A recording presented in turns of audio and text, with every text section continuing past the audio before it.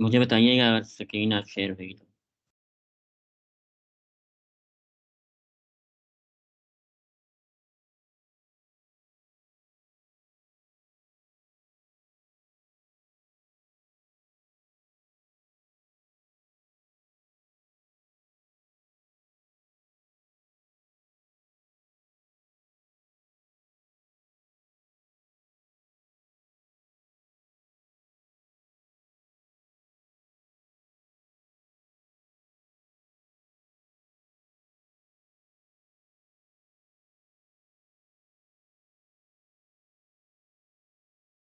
तो आपने कल का लेक्चर गो थ्रू किया था और जो चीज़ें मैंने आप लोगों को बताई थी होपफुली आप लोगों ने देखी होंगी।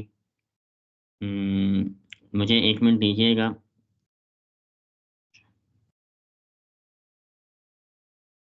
स्क्रीन शेयर करनी है मैंने आपसे।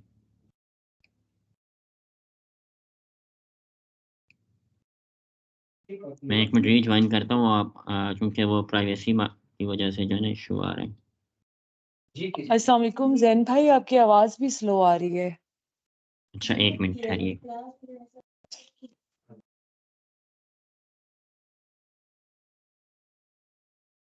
अब आवाज़ बेहतर हुई है?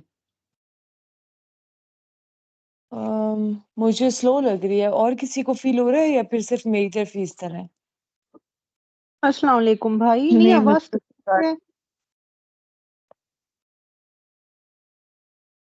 सही है क्या? सारे फुल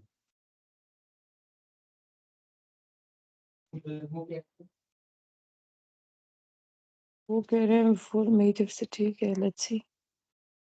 आपकी आवाज़ ठीक आ रही है। अच्छा,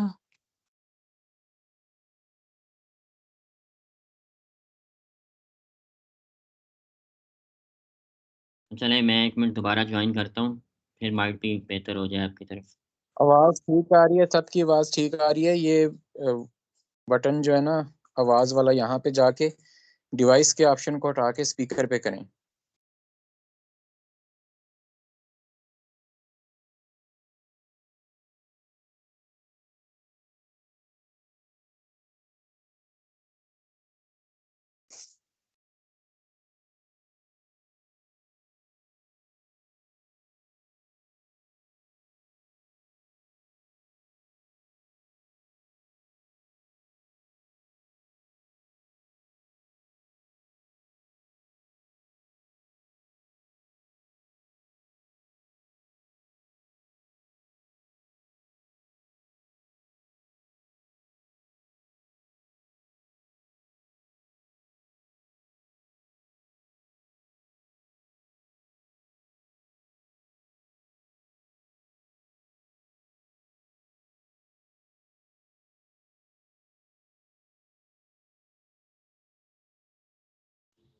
अच्छा मेरी आवाज़ आ रही है अब आप लोगों को? हाँ जी, अब आ रही है जी यार। ठीक है। तो मुझे ज़रा काइंडली थोड़ा-सा मुझे कल के उसके बारे में बताएँ जो चीज़ें मैंने आपको कही थी गो थ्रू करने के लिए, वो आप लोगों ने की है गो थ्रू? हाँ जी। कोई कोई क्वेरी जी। आपको कोई चीज़ पूछनी हो आपको? नहीं, हो गया था क्लियर। मुझे तो जो पूछना था मैंने पूछ लिया था आपसे। बाकी उसके अलावा तो कोई कंफ्यूजन नहीं है फिलहाल। जैन भाई, ये वाला मुझे पांडा और ये जो पेंगुइन और ये वाले जो आपने बताए थे ना, इसका तरह हमें बताएं, ये क्या है? ये बेसिकली ना एल्गोरिदम्स हैं जो हम्म।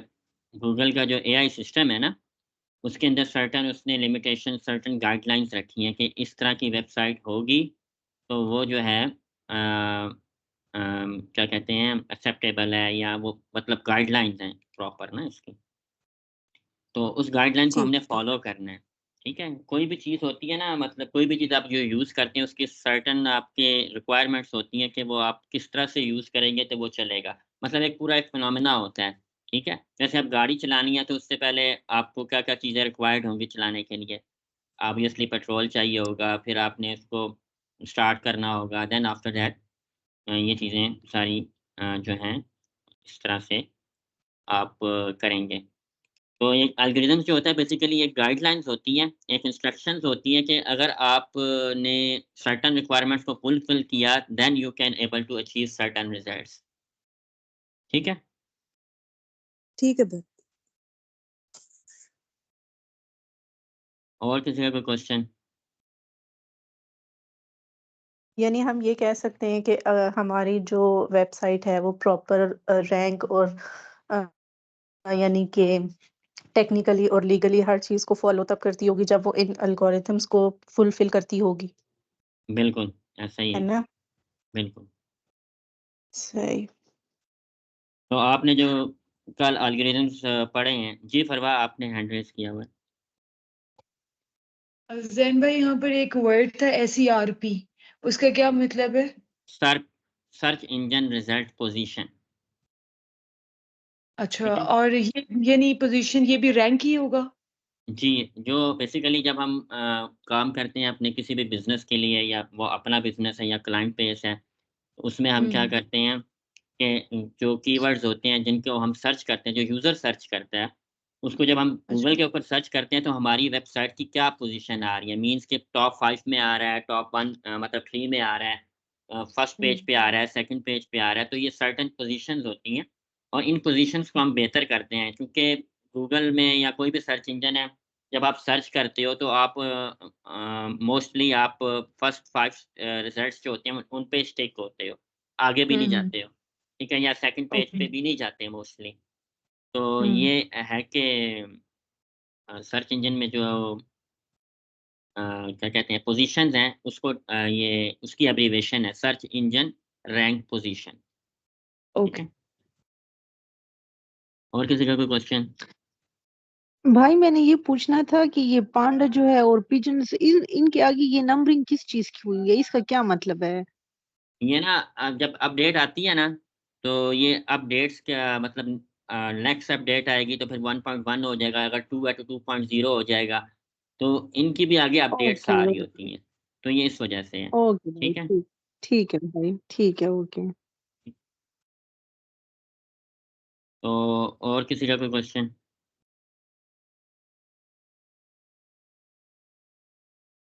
किसी का कोई क्वेश्चन? मज़ीद? No brother. Okay, okay. ठीक है।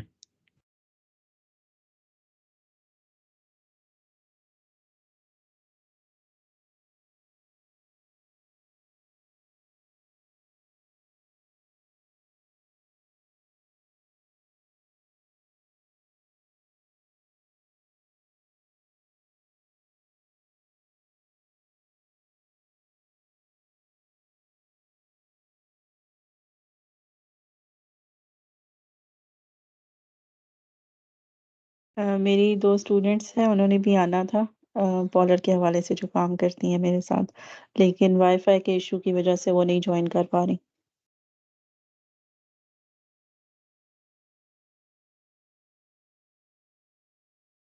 अभी वाईफ़ाई का इश्यू आया था, डिस्कनेक्ट हो गया था। तो लेकिन अब तो कनेक्ट हो रहा है, आई थिंक मेरा कनेक्टेड है, उनको भी कहीं दे कैन चेक इट। चलें स्क्रीन मेरी हुँ। शेयर होगी आप लोगों के साथ? जी, जी ओके। भाई हो गया है। चलें, अभी हम क्विकली स्टार्ट करते हैं, काफ़ी सा टाइम हमारा हो गया है। क्वेश्चंस का जितना टाइम था वो हमने कर लिया। तो कल बेसिकली जब हमने स्टॉप किया था वो था कि हमने बाय मतलब वर्किंग के हवाले से जो एसईओ की हमने को सेपरेट किया था कि हम किस तरह से काम करते हैं। एक ऑन पेज होती है, एक ऑफ पेज होती है, ठीक है? बाकी हमने टाइप्स भी देख ली थी कि कौन-सी लीगल टाइप है और कौन-सी इल्लीगल टाइप है। तो बेसिकली हम जो अब यहाँ पर लर्न करेंगे वो सारी की सारी लीगल टाइप्स होंगी और ये जो मैंने डिटेल्स यहाँ पे मेंशन की हैं ये मैं लेटर ऑन आपको एक्सप्लेन करूँगा चूँकि अभी समझ नहीं आएगी। तो ऑन पेज फैक्टर्स के ऊपर जो हम चीज़ें करते हैं परफ़ॉर्म वो क्या-क्या चीज़ें देखते हैं। मतलब लेट्स से फॉर एग्ज़ाम्पल आपके पास कोई भी वेबसाइट आती है मीन्स के मिसाल के तौर पे जैसे आप किसी ऑर्गेनाइज़ेशन में काम कर रहे हैं और आपको टास्क मिला कि आपने उसको प्रमोट करना है ऑनलाइन और उसकी जो सर्चेज़ हैं या जो उसकी ट्रैफ़िक है उसको इंक्रीज़ करना है। तो ये है कि उसको कैसे करना है, तो उसके सर्टेन पैरामीटर हैं। तो अब बाय वर्किंग हम आज डिस्कस करेंगे, तो मैंने आपको बताया था कि ऑन पेज होती है और ऑफ पेज होती है। तो आज हम सिर्फ ऑन पेज को डिस्कस करेंगे। जब ऑन पेज हमारी कंप्लीट हो जाएगी देन आफ्टर दैट हम ऑफ पेज को डिस्कस करेंगे, ठीक है। तो ऑन पेज में सर्टेन एलिमेंट्स हैं, हमने देखने होते हैं कि वो क्या-क्या एलिमेंट्स हैं, ठीक है। तो ये आपको स्क्रीन मेरी होपफुली नज़र आ रही होगी, ठीक है। तो ऑन पेज पे जब हम जाते हैं, लेट्स से आपने अपने बिज़नेस पे एसईओ का काम स्टार्ट करना है, तो हम कैसे करेंगे, ठीक है। ऑन पेज में पहला जो एलिमेंट होता है वो होता है यूआरएल स्ट्रक्चर, ठीक है। ये काइंडली माइक म्यूट कर लें, आवाज़ आ रही है।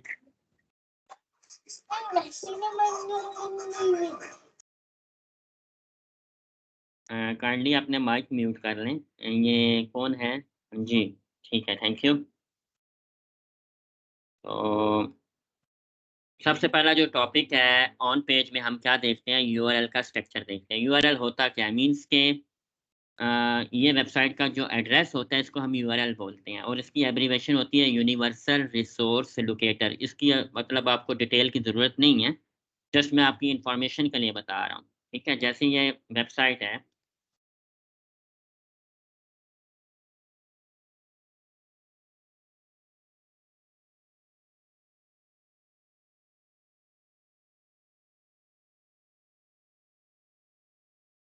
ये वेबसाइट है। अब हमने इसकी फॉर एग्ज़ाम्पल मैं अज़्यूम करता हूँ, आप लोगों को एज़ एग्ज़ाम्पल बताता हूँ, हमने इसकी एसईओ करनी है।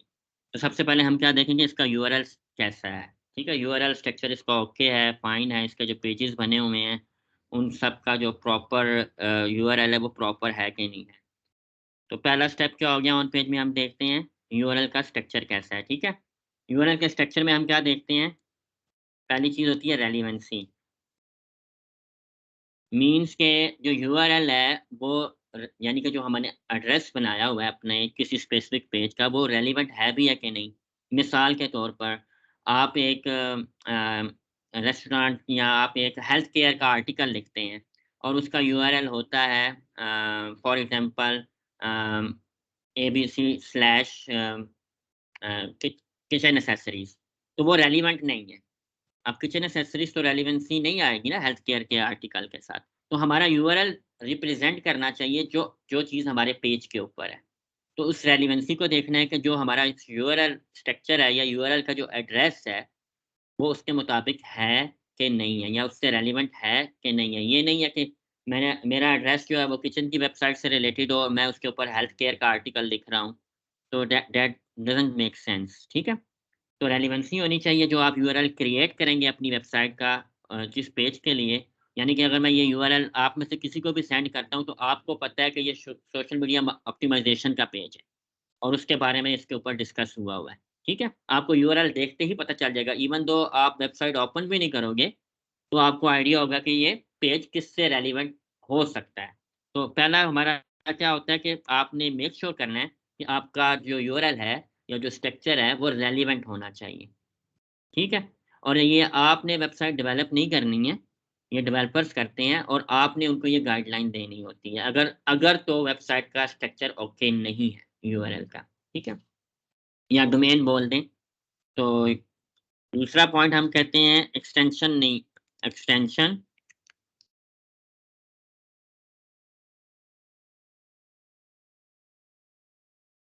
एक्सटेंशन अलाउड नहीं होती। एक्सटेंशन मीन्स के let's say for example URL के आखिर में इस तरह से आ रहा होता है, अक्सर गवर्नमेंट की वेबसाइट्स हैं उसमें आ रहा होता है INDX, ठीक है? ये अलाउ नहीं है, ठीक है? इसी तरह आ रहा होता है .php, .html, इस तरह से वो यूआरएल के आखिर में या वेब एड्रेस के आखिर में आ रहा होता है। तो ये चीज़ एसईओ में अलाउ नहीं है। अगर ऐसी चीज़ होगी आपकी वेबसाइट के साथ तो वो लो प्रायोरिटी देगा आपको। इंस्टेड ऑफ हाई प्रायोरिटी वो आपको लो प्रायोरिटी देगा और आपको वेटेज नहीं देगा इतनी जितनी के वो दूसरे फाइन यूआरएल को देगा, ठीक है? एक्सटेंशंस में क्या-क्या एक्सटेंशंस हो सकती हैं? एचटीएमएल हो सकता है एट द एंड यूआरएल के। यूआरएल आप अंडरस्टैंड कर रहे हो ना, यूआरएल का मतलब है वेबसाइट का एड्रेस इन शॉर्ट, और URL stand for universal resource locator, ठीक है? html.indx .php इस तरह से यूआरएल के आखिर में नहीं आना चाहिए। दो चीज़ें हमने देख ली, पहली रेलेवेंसी देख ली कि जो हमारा पेज है वो रेलिवेंट है हमारे कंटेंट के साथ कि नहीं है। दूसरी चीज़ हमने देख ली कि उसके अंदर एक्सटेंशंस नहीं होनी चाहिए, ठीक है। तो यहाँ पर अगर किसी का कोई क्वेश्चन या कोई चीज़ हो वो मुझे बोल सकता है। यहाँ तक क्लियर है? यस परफेक्ट हो गया। क्लियर जी है। बिल्कुल। और आगे आ जाते हैं इसमें और चीज़ कि आपका जो इम्पोर्टेंट वर्ड है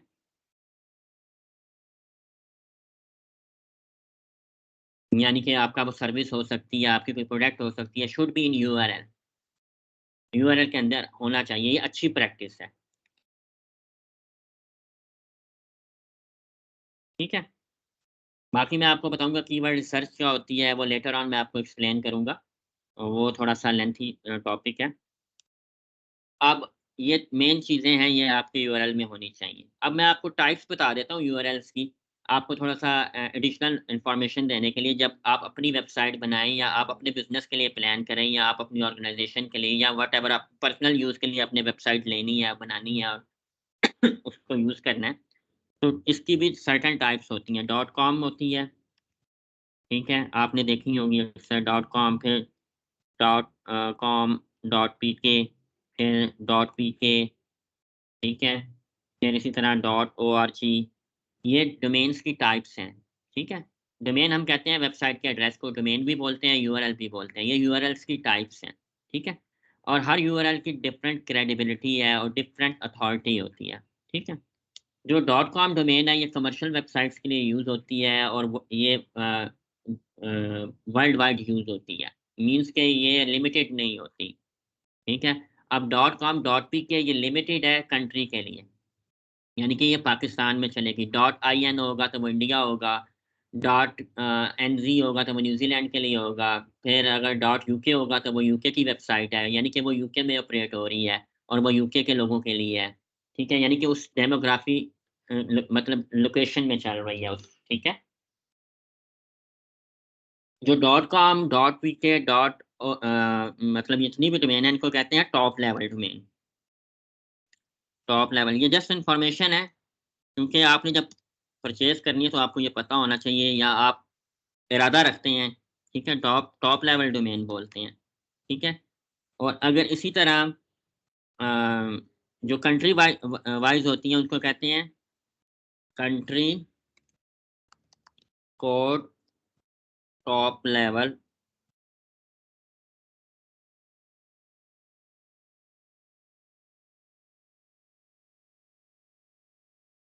ठीक है? तो शॉर्ट एब्रिविएशन इसकी यूज़ होती है टीएलडी और सीसीटीएलडी, ठीक है?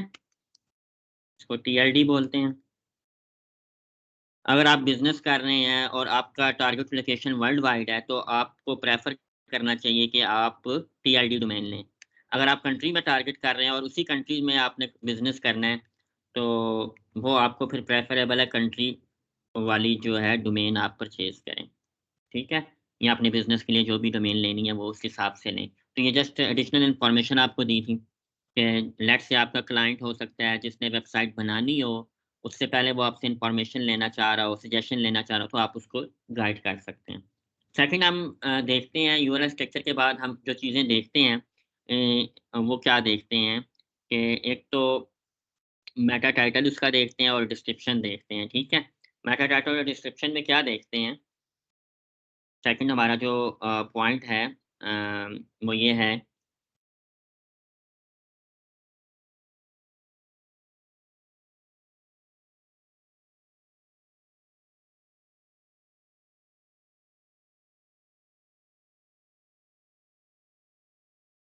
ठीक है, मेटा टाइटल और मेटा डिस्क्रिप्शन आपने लिखनी है। सेकंड आपका ऑन पेज का फैक्टर है और बड़ा इम्पोर्टेंट फैक्टर है और यही चीज़ आपकी सर्च रिजल्ट्स के ऊपर आपका वेबसाइट का स्निपेट जनरेट करता है। स्निपेट से मुराद है थंबनेल।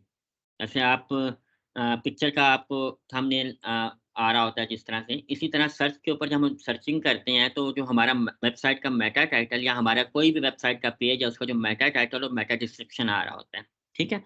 मैं आपको एक दफ़ा दिखा देता हूँ यहाँ पर गूगल पे। अब मैंने गूगल पे सर्च करना है, सर्च करता हूँ मूविंग कंपनी, ठीक है। अब मूविंग कंपनी में ये तो लोकल लोकेशन आ रही है हमारे सामने। ये नीचे जो एड्रेस आ रहा है, ये जो टेक्स्ट लिखा हुआ आ रहा है, ये आपकी वेबसाइट का मेटा टाइटल आ रहा है और आपकी वेबसाइट का डिस्क्रिप्शन आ रहा है, ठीक है। तो ये तब मैंने आपको बोला कि ये सर्च रिजल्ट्स के ऊपर आपका स्निपेट जनरेट करता है, तो इसलिए ये बहुत इंपॉर्टेंट होता है on search result generate your snippet, ठीक है। यानी कि थंबनेल आपका बनाता है सर्च रिजल्ट्स के ऊपर, ठीक है। तो ये आपकी वेबसाइट का थंबनेल है। आप एज़ अ यूज़र जब आप जाते हो और आप क्विकली रिव्यू कर रहे होते हो, तो आप यहाँ से पढ़ते हो, ठीक है। और अगर आपसे रेलेवेंट इन्फॉर्मेशन आपको लग रही हो कि आपने जो चीज़ सर्च की है वो मिल गई है, तो फिर आप डेफ़िनेटली उस पे क्लिक करते हो। तो आपका जो मेटा टाइटल और डिस्क्रिप्शन है, इसकी गाइडलाइन भी ये है कि एंगेजिंग हो और उसके अंदर आपके प्रॉपर कीवर्ड्स आ रहे हों, ठीक है। कीवर्ड्स जो हैं बेसिकली होते क्या हैं?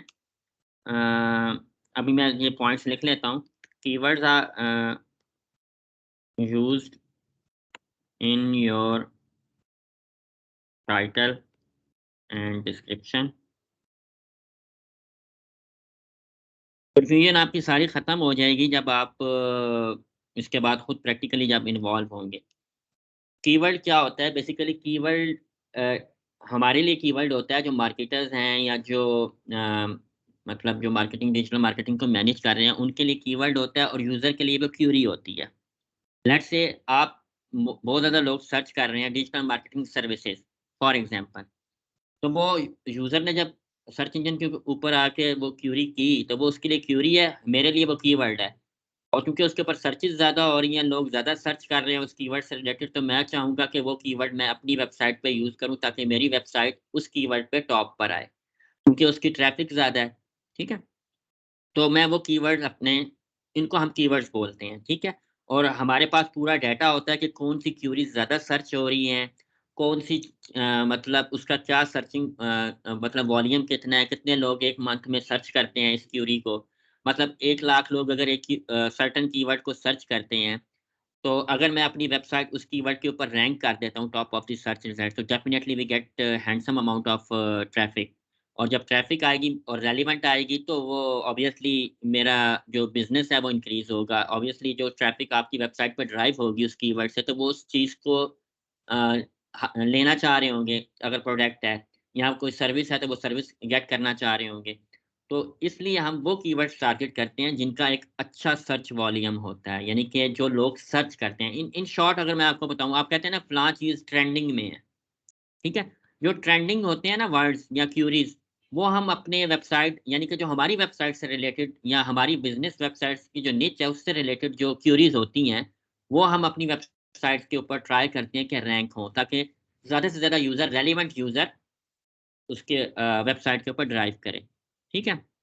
जैसे अभी आप में से कोई रिसर्च आर्टिकल लिखता है और बस किसी स्पेसिफिक उसके अंदर वो चीज़ों का ख्याल रखता है कि लोग इस तरह के टॉपिक को कैसे सर्च करते हैं, कौन-कौन सी टर्म्स यूज़ करते हैं, तो हम वो टर्म्स अपने आर्टिकल के अंदर पेनिट्रेट करेंगे, उसकी ऑन पेज एसईओ में उसकी चीज़ें मेंशन करेंगे, ठीक है? उसके मेटा टाइटल, उसकी मेटा डिस्क्रिप्शन में वो चीज़ें मेंशन करेंगे, ताकि अगर ऑब्वियसली ये गाइडलाइन के मुताबिक है ये चीज़ें, तो डेफ़िनेटली जब कोई सर्च करेगा हमें सर्च इंजन के ऊपर, तो हमारा वो आर्टिकल उसके सामने जाएगा, ठीक है? तो ये आई होप सो कि कीवर्ड्स का जो फिनोमेना है वो आपको समझ आ गया होगा कि हम क्यों कॉल करते हैं कीवर्ड्स, और कीवर्ड्स का क्या मतलब, इसके बिहाइंड क्या मतलब साइंस है कि हम कीवर्ड्स की टर्म बोलते हैं। जो चीज़ें ज़्यादा सर्च हो रही होती हैं, जिस तरह आप सोशल मीडिया यूज़ करते हैं, माइट बी सब ना करते हों, टिकटॉक हो गया, यूट्यूब हो गया, इस पे आप हैशटैग्स यूज़ करते हो, ठीक है? ट्रेंडिंग हैशटैग्स क्यों यूज़ करते हैं? बिकॉज़ वो ट्रेंडिंग में होते हैं और आपकी वीडियो उसकी वजह से नज़र आ सकती है, ठीक है? तो सिमिलरली लाइक दैट ये कीवर्ड्स रोल प्ले करते हैं। हम सर्टेन अमाउंट में कीवर्ड रिसर्च करते हैं अपनी वेबसाइट के लिए, ठीक है? लेट्स से अगर आपके पास ये जैसे अब ये वेबसाइट है डिजिटल मार्केटिंग की, मैंने सर्च की है कि कौन-कौन सी अगर यूज़र्स ने सर्विस लेनी हो, वो किस तरह की क्यूरी करता है सर्च इंजन के ऊपर आके। फिर मैं एक प्रॉपर रिसर्च करूँगा with the help of tools, with the help of Google का जितना डाटा हमारे पास अवेलेबल है या अदर सर्च इंजन का डाटा अवेलेबल है, जो हमारी एक्सेस में होता है। जो चीज़ें आप लोग कर रहे हो, मोबाइल यूज़ कर रहे हो, सब चीज़ें हमारी एक्सेस में होती हैं in the form of data कि कौन क्या सर्च कर रहा है, कौन क्या चीज़ें देख रहा है, कितनी अमाउंट में देख रहा है, इस रीजन के लोग कितना क्या-क्या चीज़ें ज़्यादा एक्सप्लोर करते हैं। और ऑब्वियसली जब ये डाटा हमारे पास होता है, तो हम अपना सर्टेन बिज़नेस की रिक्वायरमेंट्स के मुताबिक वो वाला डाटा फ़िल्टर करते हैं और उसको टारगेट करते हैं। तो इसी तरह हम अपनी वेबसाइट के लिए कीवर्ड्स गैदर करते हैं कि कौन-कौन से हेल्दी कीवर्ड्स हैं या ट्रेंडिंग वर्ड्स हैं जो हमारी सर्विस से रिलेटेड या हमारे प्रोडक्ट से रिलेटेड सर्च हो रहे हैं। तो वो फिर हम अपने कंटेंट राइटर को प्रोवाइड करते हैं। कंटेंट वो उसके हिसाब से लिखता है, उस फ्रेम के अंदर रहते हुए लिखता है। और जैसे अभी ये वेबसाइट का आपको पेज नज़र आ रहा है, इसमें जो वर्ड टारगेट करना था वो सोशल मीडिया ऑप्टिमाइज़ेशन का वर्ड टारगेट करना था। उसने इसको मद्देनज़र रखते हुए अपनी हेडिंग के अंदर भी ये वर्ड यूज़ किया है और अपनी ये आगे जो चीज़ें आएँगी उसमें भी ये प्रॉपर्ली यूज़ हुआ हुआ है। तो एक तो सर्च इंजन के पास इन्फॉर्मेशन चली जाती है कि this website have relevant information regarding this particular keyword, ठीक है? तो ये हमारा जो है सेकंड है कि हमने Meta title, Meta description website की देनी है, ठीक है? और इसकी भी सर्टेन रिक्वायरमेंट्स हैं जो मैंने डॉक्यूमेंट के ऊपर मेंशन की हुई हैं, वो आपको मैं बता देता हूँ। इसकी टाइटल की जो मैक्सिमम लेंथ है वो 60 कैरेक्टर है, ठीक है? ये जो आपको मेटा टाइटल है ना, ये वेबसाइट पे नज़र आ रहा है। जैसे अब ये मैंने वेबसाइट के ऊपर कर्सर किया है, ये बेसिकली इसका मेटा टाइटल है, human pal AI human video maker app, one time price, no upgrades. Means कि ये इसका मेटा टाइटल है। और जब अगर मैं इसकी डिस्क्रिप्शन देखना चाहूँ तो ऑब्वियसली इसका मैं सोर्स कोड में जाके इसकी डिस्क्रिप्शन देखूँगा या इसकी डिस्क्रिप्शन इसके सर्च रिजल्ट्स पे अगर कोई यूज़र सर्च करता है या कोई भी जिसको रिक्वायर्ड है ये पर्टिकुलर एआई वीडियो मेकर, तो वो सर्च करेगा तो उसको माइट भी नज़र आए। इसी तरह डिस्क्रिप्शन इस तरह नज़र आती है। ये मेटा डिस्क्रिप्शन है, ठीक है? जो नज़र आ रही है। ठीक है? ये सर्च रिजल्ट्स पे नज़र आती है और यहीं से यूज़र जो सर्च पे कर रहा है, रिसर्च कर रहा है या पर्टिकुलर चीज़ को गूगल के ऊपर या किसी भी सर्च इंजन के ऊपर फाइंड कर रहा है, तो वो आपकी इससे ही कन्विंस होगा। ये जितना अच्छा राइट होगा according to the user need जो चीज़ वो देख रहा है, वो अगर हमने मेटा टाइटल में मेंशन की हुई है प्रॉपर्ली, तो ऑब्वियसली वो यहाँ पर क्लिक करेगा और वो सर्विस गेट करेगा यहाँ से। ठीक है? अगर उसको मूविंग की सर्विस चाहिए तो वो डेफ़िनिटली रैपिड मूवर्स को कनेक्ट करने की कोशिश करेगा और उसके सर्विस एरिया नीचे मेंशन है लाहौर, इस्लामाबाद, फैसलाबाद उसने अपनी डिस्क्रिप्शन में मेंशन कर दिया। माइट भी मैं इस्लामाबाद में हूँ और मुझे इस्लामाबाद में ये सर्विस चाहिए, तो मुझे इस डिस्क्रिप्शन से पता चल गया है क्विकली कि मैं जो हूँ ये सर्विस यहाँ से मुझे मिल सकती है। ठीक है? तो अभी सेकंड पॉइंट ये है कि डिस्क्रिप्शन की जो लिमिट है ना वो 160 कैरेक्टर है मैक्सिमम लिमिट और आपको कम से कम 135 कैरेक्टर से ज़्यादा लिखना है, ठीक है? कैरेक्टर्स काउंट कैसे होते हैं वो तो आपको पता होगा। जैसे ये सम ऑन पेज फैक्टर्स इसमें SOME ये 4 कैरेक्टर्स हैं, ठीक है? स्पेस 5, 6, 7 मतलब इस तरह कैरेक्टर आपने 60 लिखने हैं टाइटल के लिए और डिस्क्रिप्शन के लिए 135 टू 160, ठीक है? और ये लेंथ क्यों ज़रूरी है? क्योंकि इससे ज़्यादा अगर आप लिखेंगे वो नज़र नहीं आएगा। मैं मिसाल के तौर पे दिखाता हूँ, जैसे आप इसकी जो डिस्क्रिप्शन थी, वो इतनी नज़र आ रही है, 60 से ज़्यादा होती तो माइट बी आगे वाले डॉटेड लाइन्स आ जाती। जैसे अब इसकी डिस्क्रिप्शन 160 कैरेक्टर से ज़्यादा है, तो आगे क्या आ रहा है? डॉटेड लाइन्स आ रही हैं, ठीक है? तो आपने कोशिश करनी है कि आपका जो मेटा टाइटल और डिस्क्रिप्शन है, इस लिमिट के अंदर आपका इम्पोर्टेंट जो मैसेज है ना, वो कन्वे हो जाए एंड यूज़र तक, ठीक है? ये चीज़ आपको क्लियर होगी? कोई क्वेश्चन यहाँ पर किसी का भी? नो। और अगर किसी का क्वेश्चन नहीं है तो मैं करूँ क्वेश्चन यहाँ पर? यस। ठीक है। इसमें जो आप कंटेंट राइट करने के लिए मतलब किस तरह का आपके माइंड में आ रहा है कि आप किस टाइप का कंटेंट और किस तरह से लिखेंगी? 60 कैरेक्टर्स के अंदर किस तरह मैनेज करेंगी आप? लेट्स से मैं आपको एक डेमो देता हूँ। फॉर एग्ज़ाम्पल यू हैव मतलब आप ने एक रिसर्च पेपर लिखा है फॉर एग्ज़ाम्पल किसी भी टॉपिक पे। साइकोलॉजी से रिलेटेड, ठीक है? तो आप उसका मेटा टाइटल क्या देंगे? कोई भी टॉपिक आप ले लें ना, उसको आपने 60 कैरेक्टर्स के अंदर मैनेज करना है। वो कैसे करेंगी? पहले आप क्या किन चीज़ों को देखेंगी? मैंने आपको एक सबसे चीज़ पहले बताई थी, पहले हम रिसर्च करेंगे कि कौन-सी फ्रेज़ेज़ या कौन-सी क्वेरीज़ ज़्यादा हो रही हैं मेरे टॉपिक से रिलेटेड, ठीक है? फिर उसको मद्देनज़र रख के लिखेंगे, यस ठीक है? मैं आपको एक और चीज़ यस क्लियर कर दूँ, जो कीवर्ड रिसर्च करते हैं ना हम, लेट्स से मैं मिसाल देता हूँ, वुमन हैट, ठीक है? मैंने एक कीवर्ड रैंक किया है वुमन हैट, मैं प्रोडक्ट सेल कर रहा हूँ जो हैट है, ई-कॉमर्स मेरा स्टोर है, मैं ऑनलाइन प्रोडक्ट सेल कर रहा हूँ, एक हैट है, उसका मैंने टाइटल बेटा रखा वुमन हैट। अब गूगल पे कोई आता है और वो सर्च करता है लेडीज़ हैट, ठीक है? या गर्ल्स हैट, क्या वो मेरा सर्चेज़ में आएगा? वुमन हैट वाला आएगा। वो इसलिए कि Google work on intent base. अब वुमेन्स की इंटेंट, गर्ल्स की इंटेंट सेम है, ठीक है? सही तो इंटेंट बेस्ड ट्रैकर होता है। लेट्स लेकिन से आपने अगर कीवर्ड यूज़ किया हुआ है ना, कोई भी कीवर्ड, अगर उसकी इंटेंट जा रही है ना उस क्वेरी से रिलेटेड, तो वो आपकी वेबसाइट को लेकर आएगा उस रिज़ल्ट के ऊपर, ठीक है? तो गूगल लेकिन या ऐसा कोई भी सर्च पॉसिबल है इंजन है कि वो इंटेंट बेस्ड काम कर रहा है, ठीक? ओके, ये बात ऐसा क्लियर पॉसिबल होगी? है ना कि यस।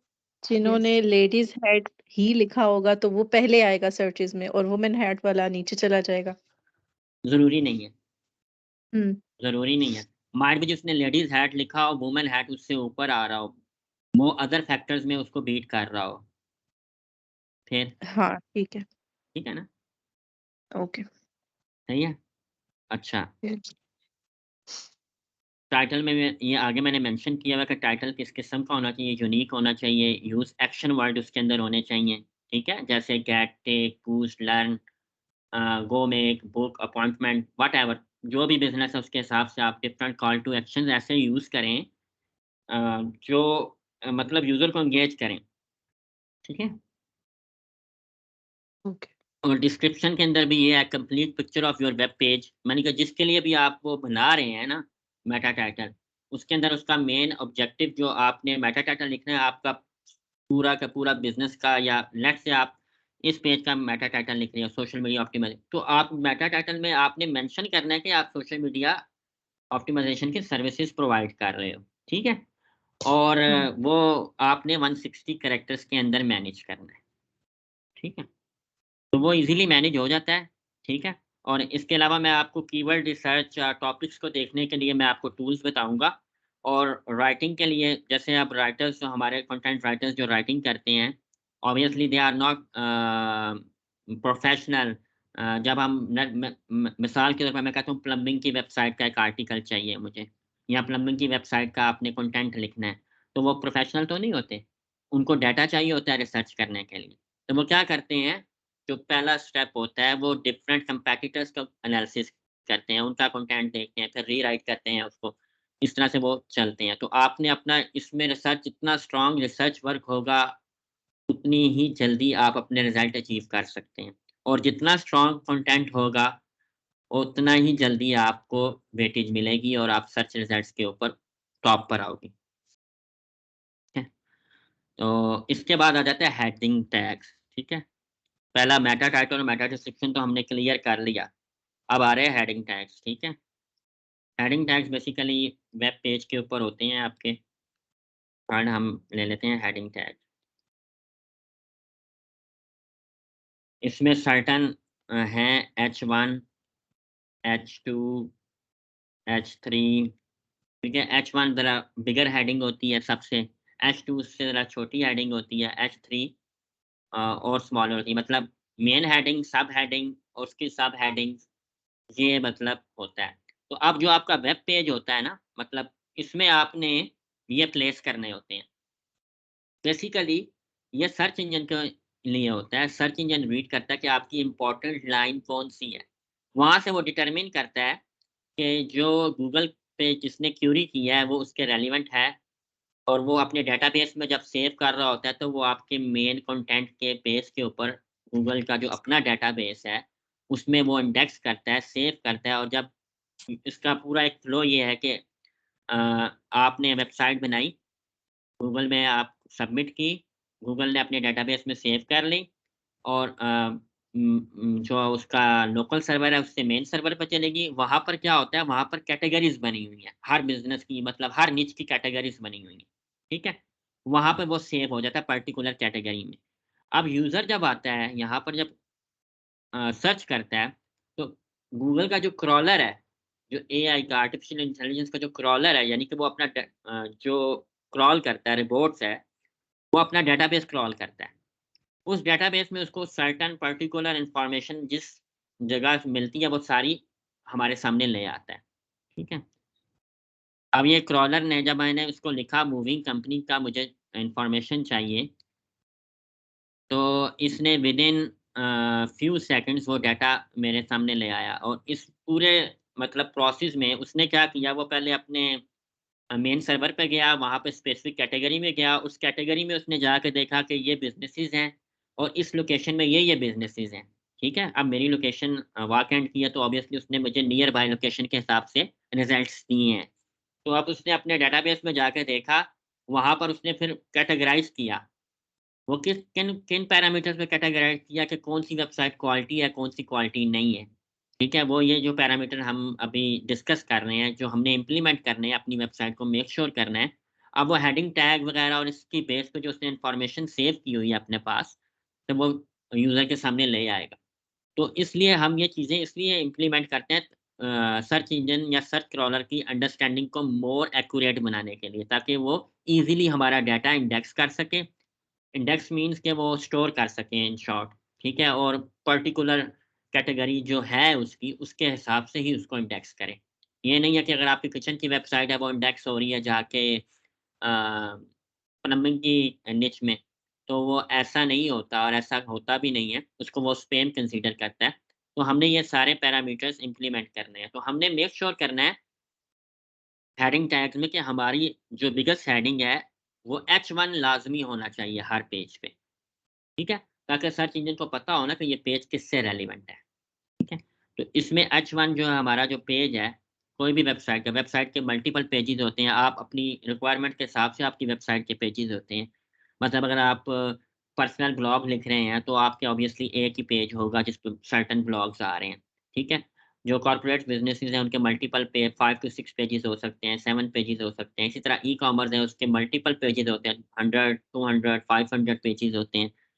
तो अब यहाँ पर जब मैं आया इस सर्विस के पेज पे, तो यहाँ पर ये मेन हेडिंग है, ठीक है?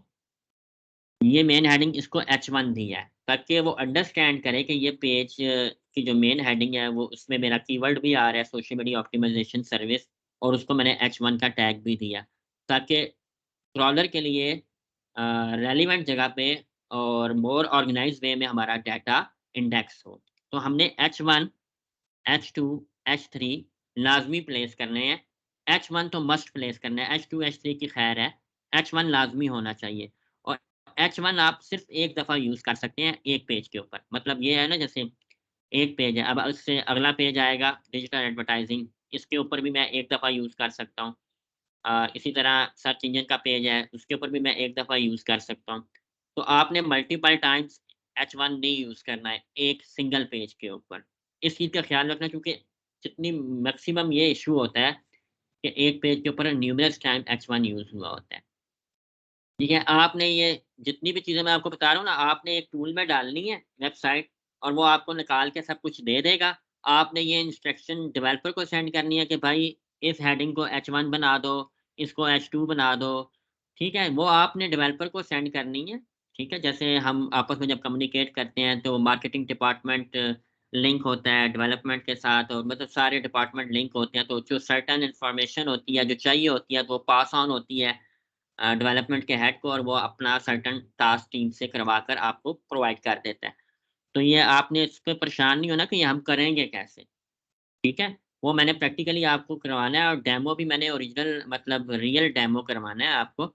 ये नहीं है कि आपको मैं डमी डाटा प्रोवाइड करूँगा। तो इंशाल्लाह ताला आपका ये सारा जो है ना प्रॉपर वे में इंशाल्लाह ताला होगा, ठीक है? तो ये मेन चीज़ है कि आपके हेडिंग टैग्स प्रॉपरली आपके अक्रॉस द पेजेस वेबसाइट के प्रॉपरली यूटिलाइज़ हों, ठीक है? यहाँ पर हेडिंग टैग से रिलेटेड कोई क्वेश्चन? जी, जिया। नहीं, कोई नहीं। ये हैंड रेज़ हुआ हुआ है ताहिरा तारिक। जी, ये फरी की सिस्टर है। अच्छा। और फ़ाइका आपका क्वेश्चन है, आपने हैंड रेज़ किया हुआ है। जी, वो मैंने ये हेडिंग टैग्स का ही पूछना था कि पहले आप बता रहे थे ना कि 3 होते हैं H1, H2 एंड H3 तो 3 नहीं होती है, इसमें बेसिकली H H4 भी होता है, H5 भी होता है, अप टू जितने भी आगे चलते हैं ना, ओके, मतलब हेडिंग के साइज़ के हिसाब से, मीन्स के आप जैसे आप कॉलेज में हैं, तो आप जब आप कोई भी आप पेपर कर रहे हैं या टेस्ट कर रहे हैं, तो आप या कोई आर्टिकल लिख रहे हैं, तो आप जो मेन हेडिंग है, आप हेडिंग देते हो, ठीक है? उसके बाद आप उसको लिखना शुरू ओ करते हो, फिर आप सब हेडिंग्स यूज़ करते हो, फिर आप उनकी सब हेडिंग्स यूज़ कर रहे होते हो, तो बुलेट्स पॉइंट्स भी यूज़ कर रहे होते हो सब हेडिंग्स बना के। तो वो ये टाइप्स हैं साइज़ के हवाले से। और इसमें सर्च इंजन के लिए क्या इंस्ट्रक्शन होती है? सर्च इंजन के लिए सबसे इम्पोर्टेंट H1 होती है। वहाँ से वो मतलब वो डिटरमिन करता है कि ये लैंग्वेज पेज किस बारे में है, ठीक है? यानी कि जो वेबसाइट का जो पेज है स्पेसिफिक पेज है जो उसने अपने डेटाबेस में इंडेक्स किया है, वो H1 से अंडरस्टैंड कर लेता है कि वो किस कैटेगरी से बिलॉन्ग कर रहा है पेज। और H1 यूज़र के लिए हमारे जैसा जो यूज़र है जो एक्सप्लोर कर रहा है, उसके लिए भी बड़ा इम्पोर्टेंट होता है। जो मेन हेडिंग होती है, आप मोस्टली आप जब वेबसाइट को गो थ्रू कर रहे होते हैं अपने रिसर्च वर्क के लिए, तो आप मेनली हेडिंग्स को देखते हो। पूरा डाटा नहीं पढ़ते हो आप लोग, ठीक है ना? अगर आपको हेडिंग में वो चीज़ मिल जाए जो आप सर्च कर रहे हो, तो आप डेफ़िनेटली अगला पूरा जो कंटेंट होता है वो आप देखते हो।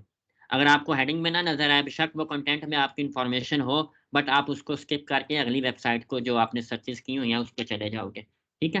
तो H1 यूज़र के लिए भी बड़ा इम्पोर्टेंट होता है और सर्च इंजन के लिए भी बड़ा इम्पोर्टेंट होता है। सर्च इंजन से जब मैं मुराद है मेरी क्रॉलर जो उसका जो रोबोटिक सिस्टम है, एआई सिस्टम है, उसकी इन्फॉर्मेशन के लिए बड़ा इम्पोर्टेंट होता जी, ठीक है। है। बाकी और कोई क्वेश्चन किसी का? नो। ठीक है। अभी मैं देखता हूँ नेक्स्ट टॉपिक हमारा इसके बाद क्या है पॉइंट, अल्टरनेटिव इमेज टैग्स। ये भी हम इम्प्लीमेंट करते हैं with the help of Dave team, developers की हेल्प से। ये आप खुद भी करेंगे, जब मैं आपको प्रैक्टिकली कराऊँगा तो ये आप खुद भी कर सकेंगे। कोई इतनी बड़ी इसमें रॉकेट साइंस नहीं है, जितना भी मैं आपको ये चीज़ें बता रहा हूँ, ये आप सारी खुद कर सकते हैं। और कोई इतना मुश्किल काम नहीं है। फ़ेसबुक का मतलब फ़ेसबुक बनाने से ईज़ी काम है। मैं आपको विदाउट एनी वो के बहुत ज़्यादा मुबालगा आराई नहीं कर रहा। जैसे आप किसी फर्स्ट टाइम आपको जब फ़ेसबुक का पता चला तो आपने अकाउंट बनाया तो कोई आपको मुश्किल जितनी उतनी मुश्किल होगी, उससे ज़्यादा मुश्किल नहीं होगी। ठीक है? It's very simple. जब आप फ्लो में आएँगे तो इंशाअल्लाह ताला आपको ईज़ी होगा। अब आल्ट इमेज टेक्स्ट क्या होता है? बेसिकली इसका जो एब्रिविएशन है आल्ट यूज़ की हुई है, अल्टरनेटिव टेक्स्ट। यानी कि सम टाइम होता ये है कि आपका इंटरनेट स्लो है या इंटरनेट मतलब आपने वेबसाइट ओपन की तो सम टाइम आपको इमेज नज़र आ रही होती हैं ब्रोकन। यानी कि इमेज नज़र नहीं आ रही होती, उसकी जगह आपको सर्टेन ब्रेक इमेज नज़र आ रहा होता है। ठीक है?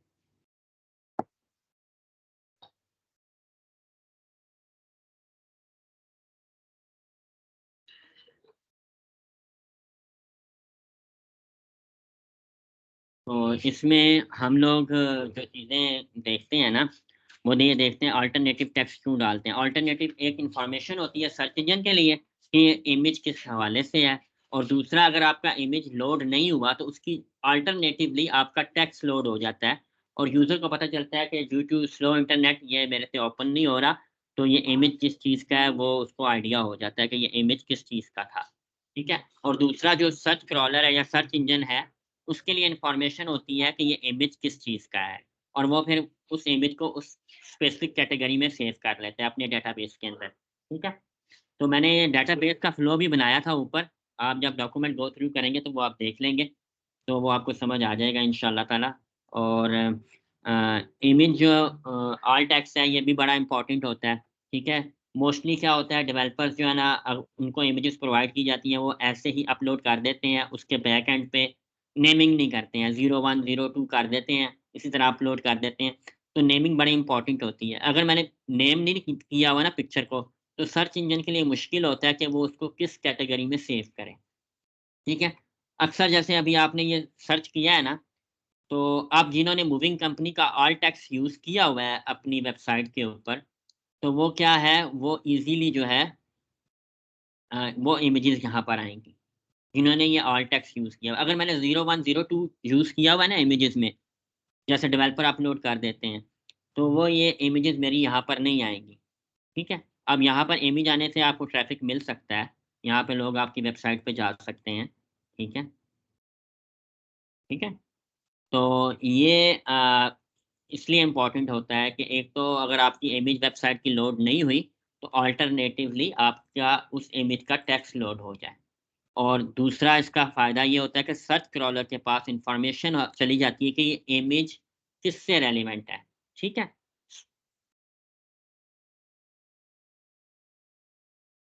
यहाँ पर किसी को कोई कन्फ्यूज़न इमेज टेक्स्ट के ऊपर? हुँ। ये यूज़र को नज़र नहीं आता जो आप देते हैं ना, इमेज का टेक्स्ट देते हैं, ये बेसिकली आपका क्रॉलर रीड कर रहा होता है। आपका जो अ, सर्च इंजन का जो रिपोर्ट है, वो रीड कर रहा होता है इसको, ठीक है? और वो ईज़िली अंडरस्टैंड कर लेता है कि ये किस कैटेगरी से रिलेटेड इमेज है, और वो फिर ऑब्वियसली जब वो स्पेसिफ़िक इन्फॉर्मेशन सेव होगी उसके पास, और मेरे जैसा या आप जैसा कोई यूज़र अगर सर्च करना चाहता है ऑनलाइन उस स्पेसिफ़िक सर्विस के बारे में या प्रोडक्ट के बारे में, तो ऑब्वियसली क्रॉलर को मैंने आपको क्या बताया था कि सर्च इंजन वेटेज की वजह से आपकी विज़िबिलिटी जो आपकी रैंकिंग है वो डिटरमिन करता है। तो आपने ये सारे पैरामीटर्स पूरे किए होंगे तो ऑब्वियसली वो आपको ज़्यादा वेटेज देगा किसी दूसरी वेबसाइट की बनिस्बत, ठीक है? तो ये पॉइंट अब आगे जो पॉइंट है ये मैं आपको लेटर ऑन डिस्कस करूँगा। ये थोड़ा-सा टेक्निकल है और काफ़ी टेक्निकल है, और इसको एक्सप्लेन करना ये काम आपका नहीं है। बेसिकली ये काम डेवलपर का है जो आपने करवाना है, ठीक है? अभी मैं आपको शॉर्टली बता देता हूँ। शॉर्टली ये है कि 301 एंड 302 इसका मतलब है कि रीडायरेक्शन, टेम्परेरी रीडायरेक्शन और परमानेंट रीडायरेक्शन। फॉर एग्ज़ाम्पल मैंने ये पेज बनाया था और मैंने उसके ऊपर बड़ी मार्केटिंग भी हुई है, सब कुछ हुआ है। तो अब मैं वो ज़ाया नहीं करना चाहता। यानी कि अब मैंने नई वेबसाइट बनाई है तो मैं पुरानी वाली जो चीज़ें हैं उनको मैं रिटेन रखना चाहता हूँ, ठीक है? तो मैं क्या करता हूँ, डेवलपर को कहता हूँ कि जो पुराना यूआरएल था या पुराना एड्रेस था उसको नए एड्रेस के ऊपर शिफ्ट कर दो। यानी कि उसके ऊपर ये रिडायरेक्शन लगा दो 301, ठीक है? तो वो 301 इम्प्लीमेंट कर देगा और हमारा जो है ईज़िली हम जो है अ, अपना डाटा सेव कर लेंगे जो हमारा अगर हम ना लगाते तो लूज़ हो सकता था। टेम्परेरी क्या होता है? टेम्परेरी जब इसलिए यूज़ करते हैं जो टेम्परेरी तौर पर आपकी अगर लेट्स से आप अपनी वेबसाइट पे मेंटेनेंस का वर्क कर रहे हो। तो जब आपकी वेबसाइट कोई ओपन करे तो उसको नोटिफ़िकेशन आ जाए कि we are working on that specific website on under maintenance blah blah जो भी नोटिफ़िकेशन आपने लिखना है। जैसे अब बहुत सी एजुकेशनल वेबसाइट होती हैं जो डाउन हो जाती हैं और ऊपर लिखा आ रहा होता है कि वेबसाइट अंडर अंडर कंस्ट्रक्शन या वेबसाइट अंडर मेंटेनेंस, ठीक है? तो वो 302 की हेल्प से हमने एक पेज लोड करवाया होता है, ठीक है? 404 क्या होता है? 404 वो होता है एरर जब आप वेबसाइट ओपन करते हैं तो वो पेज एग्ज़िस्ट नहीं कर रहा होता। लेट्स से मैंने अब अप्रोच फर्स्ट है तो मैं इसका कोई सा भी फ़र्ज़ करें ये यूआरएल था जो अब डिलीट हो गया है पेज, एग्ज़िस्ट नहीं करता। तो कौन-सा एरर जनरेट हो रहा है? 404 यानी कि पेज है ही नहीं है। जिस नाम का आपने पेज सर्च किया है या आपने ओपन किया है वो पेज एग्ज़िस्ट नहीं करता, ठीक है? और ये जो पॉइंट है 404 पेज सेटअप, ये क्या है? ये बता रहा है आपको कि आप इसको सेटअप करें ताकि अगर यूज़र के प आपकी वेबसाइट का कोई पेज ब्रेक भी कर जाए, तो यूज़र आपका स्किप ना हो। अब वेबसाइट का यूज़र उसने ये सर्टेन पेज गो थ्रू किया और वो एग्ज़िस्ट नहीं करता, तो वो ईज़िली हमारा गो बैक टू होम वो जाकर अपनी अदर चीज़ें देख सकता है। अगर ये मैंने सेटअप ना किया होता तो पूरा पूरा ब्लैंक पेज मेरे सामने आना था और 404 लिखा हुआ आ रहा होना था। तो मैं कहीं पे भी नहीं जा सकता था।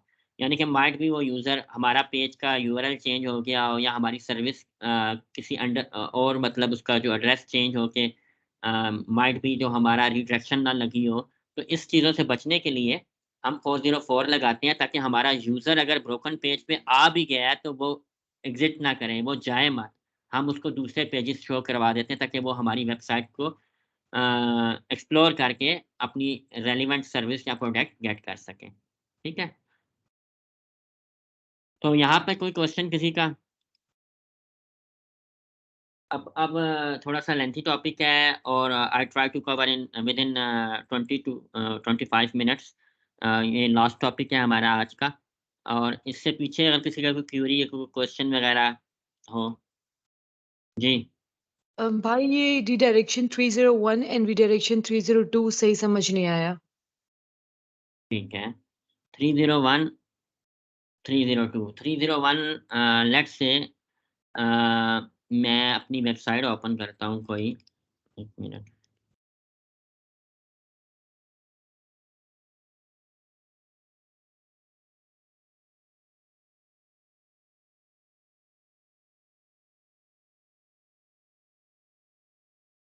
बीपी कंपोज़िट